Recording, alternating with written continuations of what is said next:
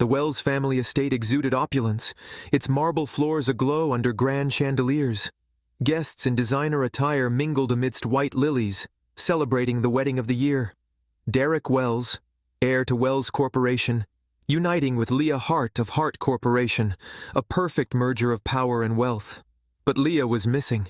"She's gone," Marcus, Derek's assistant, whispered, his voice trembling. "She ran off with some middle-class nobody." Derek's jaw clenched. The betrayal was a knife in his chest, but the humiliation was worse. He could already hear the whispers of the elite, smell the scandal brewing. The deal between the Wells and Hart families was collapsing before his eyes. He couldn't allow it. "Find her," he growled. "This wedding is happening." But Charles Hart, Leah's father, had other plans. In a private room, Charles made a desperate proposal. "Alan," he said, avoiding Derek's icy stare, "my son will take Leah's place." "Your bastard son?" Derek sneered. "The one you've hidden from the world?" "Yes," Charles admitted. "Alan may not have Leah's status, but he's still a Hart. The media doesn't need to know the details. We can have this." Derek's mind raced. It was an absurd suggestion, but the alternative, a public scandal, was unthinkable. After a tense silence, he said coldly, "Fine. Bring him here." Alan Hart entered the Wells estate feeling like an intruder. Dressed in an ill-fitting suit, he looked entirely out of place. His hands shook as he stood before Derek, the man who was now his husband-to-be. "So," Derek said, his tone cutting, "this is what your father sends me? You?" Alan flinched but met Derek's glare. "I didn't ask for this," he said softly. "I'm only doing it to protect my mother." Derek's eyes narrowed. "Don't mistake this for kindness. This is a business deal. You're nothing but a replacement. Don't expect anything more." Alan swallowed hard. "I understand." The grand ballroom buzzed with society's elite, awaiting the ceremony. White lilies adorned towering vases, their sweet scent mingling with the delicate notes of a string quartet. Yet, an air of unease lingered, whispers swirling about a mystery surrounding the bride. In the dressing room, Alan Hart adjusted the cuffs of his white suit, his hands trembling. The tailored perfection felt foreign, his stomach tight with dread. This wasn't his life, yet here he stood, about to marry a man who didn't want him. A knock at the door pulled him from his thoughts. A maid peeked in, her expression hesitant. "Mr. Hart, it's time." Alan took a shaky breath, forcing his legs to move. The walk to the grand hall felt endless. With each step, the weight of what he was about to do pressed heavier on his chest.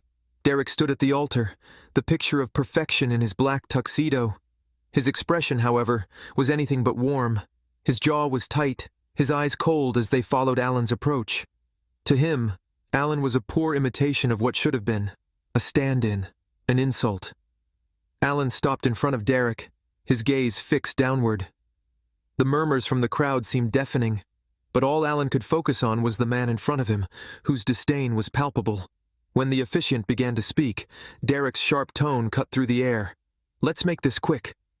Alan's head snapped up, his eyes meeting Derek's for the first time since they had met. There was no warmth, no compassion, just icy indifference. The officiant faltered but quickly regained composure, rushing through the vows. "Do you, Derek Wells, take Alan Hart?" "Yes," Derek interrupted curtly. Alan hesitated when his turn came. Every fiber of his being screamed at him to run, but then he thought of his mother, frail and dependent on the Hart family's resources. He swallowed hard. "I do." When the time came to seal the union with a kiss, Alan barely had time to register Derek's movements. The man leaned in just enough for their lips to brush before he turned away, his actions perfunctory and devoid of emotion. The applause was polite, but muted. The guests sensed something was amiss, though none dared voice their suspicions. That evening, Alan sat alone in the master bedroom, its lavish decor offering no comfort. The room felt stifling, heavy with expectations he couldn't bear. The door creaked open and his heart raced, but it was only a maid, silently leaving a tray of tea. Alan exhaled, realizing he'd been holding his breath. Hours passed, and Derek never came. Alone in the vast, empty room, Alan's tears finally fell, the weight of Derek's indifference leaving him hollow. Staring out the window, Alan whispered to himself, "This is just the beginning. I have to endure it. for her. And so, the first night of their marriage ended in silence, with two people bound by duty and resentment, worlds apart, despite being under the same roof. Alan sat in the sunlit library, clutching an unread book. Surrounded by leather-bound volumes, he felt only the weight of his alienation. Days as Derek's reluctant spouse blurred into cold silences and cutting words. Seeking refuge in the library, Alan stiffened as Derek entered, his sharp presence filling the room, gaze fixed on him. "Still hiding in here?" Derek's voice was clipped, his hands in his pockets as he leaned against the doorway. "If you're going to leech off my family, the least you could do is pretend to be useful." Alan's knuckles turned white as he gripped the book tighter, willing himself not to react. He turned the page, though he hadn't read a single word. "I'm not hiding.